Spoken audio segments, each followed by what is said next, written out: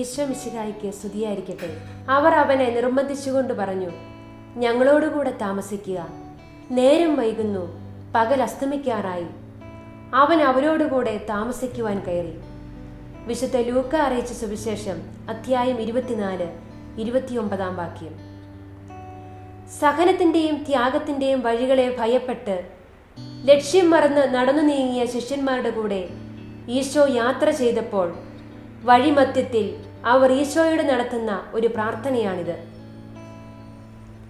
നമ്മുടെ ജീവിതയാത്രയിലും വിജയങ്ങളുടെയും തിളക്കങ്ങളുടെയും നേട്ടങ്ങളുടെയും ഒക്കെ പകലുകൾ അസ്തമിച്ച് പ്രതിസന്ധികളുടെയും തോൽവികളുടെയും ഒക്കെ രാത്രികൾ അഭിമുഖീകരിക്കേണ്ടി വരുമ്പോൾ നമുക്കും ഈശോയോട് ഇങ്ങനെ പ്രാർത്ഥിക്കാം: നാഥ, കൂടെ വസിക്കണമേ.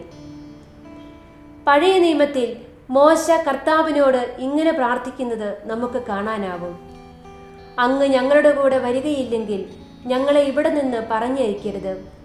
അങ്ങ് ഞങ്ങളോടൊത്ത് യാത്ര ചെയ്യുമെങ്കിൽ ഞാനും അങ്ങയുടെ ജനവും ഭൂമുഖത്തുള്ള എല്ലാ ജനതകളിൽ നിന്നും വ്യത്യസ്തരായിരിക്കും. ഈശോയോട് കൂടെയുള്ള നമ്മുടെ യാത്ര പ്രതികൂല സാഹചര്യങ്ങളിൽ നമുക്ക് പ്രത്യാശ നൽകുന്നു. ഈശോയുടെ കൂടെ നടക്കുമ്പോൾ നമ്മുടെ സ്വഭാവത്തിന്റെ രീതികൾ പോലും മാറും. മറ്റുള്ളവരിൽ നിന്നും നമുക്കൊരു വ്യത്യസ്തതയുണ്ടാവും.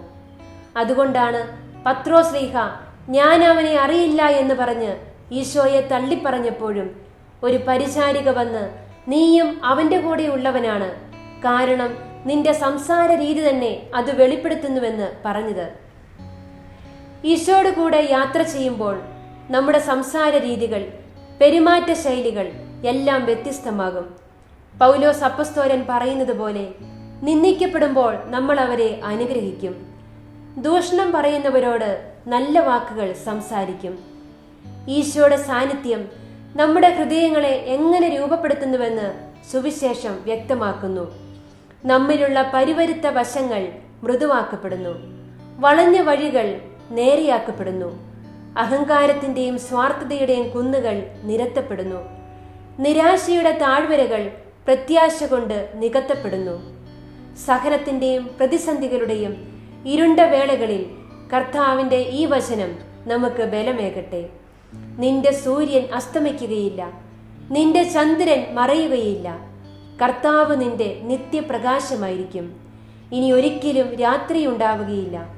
ദൈവത്തിന്റെ വെളിച്ചമോ സൂര്യന്റെ പ്രകാശമോ അവർക്ക് ആവശ്യമില്ല. ദൈവമായ കർത്താവ് അവരുടെ മേൽ പ്രകാശിക്കുന്നു. അവർ എന്നേക്കും വാഴും.